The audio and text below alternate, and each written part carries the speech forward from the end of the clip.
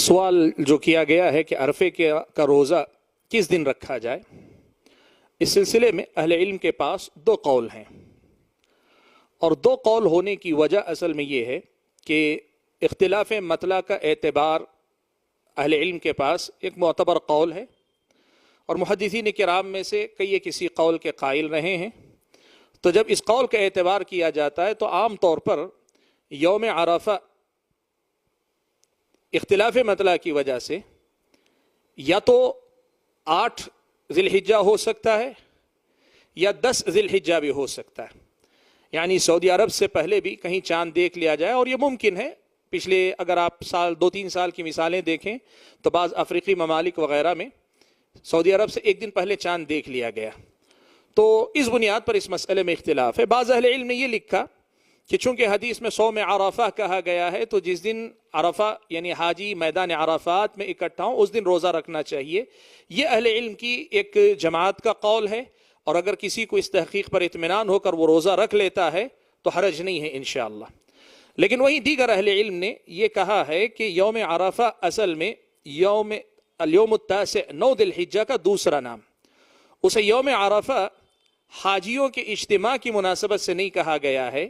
بلکہ اسے حاجیوں کی عبادت کے حوالے سے کہا گیا۔ کیا مطلب ہے اس کا؟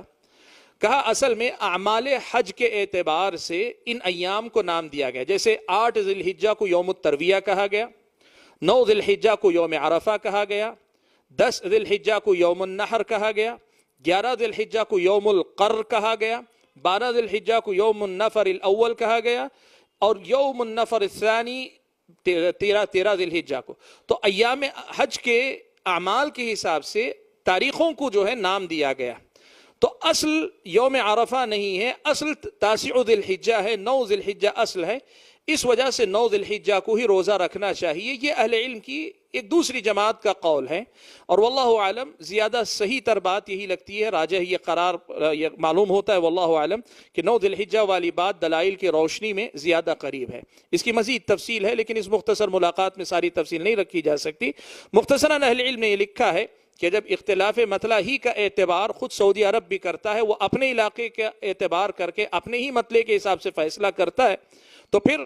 ان سے پہلے جو لوگ چاند دیکھ لیں وہ لوگ اگر روزہ رکھنا چاہیں تو سعودی عرب میں جب عرفہ کا دن ہوگا اس دن ان کی عید کا دن ہوگا، یا جو لوگ سعودی عرب سے ایک دن بعد چاند دیکھیں ان لوگوں کے لیے مسئلہ یہ ہوگا کہ وہ 8ویں ذی الحجہ کا مسئلہ ہوگا، تو 9 ذی الحجہ کو رکھ لینا چاہیے۔ میں نے جیسے کہا کہ یہ دونوں قول دلیل کے اعتبار سے اپنے ساتھ مضبوط حوالے رکھتے ہیں۔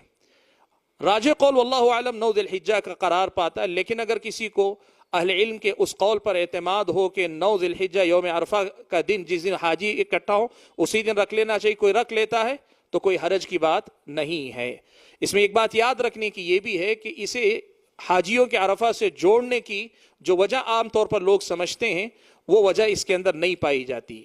اللہ کے نبی صلی اللہ علیہ وسلم نے عرفہ میں رہنے والوں کے لیے روزہ کی اجازت نہیں دی، باہر رہنے والے لوگ روزہ رکھیں گے، اور یہ بھی اللہ کے نبی سے نہیں ثابت ہے کہ اللہ کے نبی نے یہ کہا ہو کہ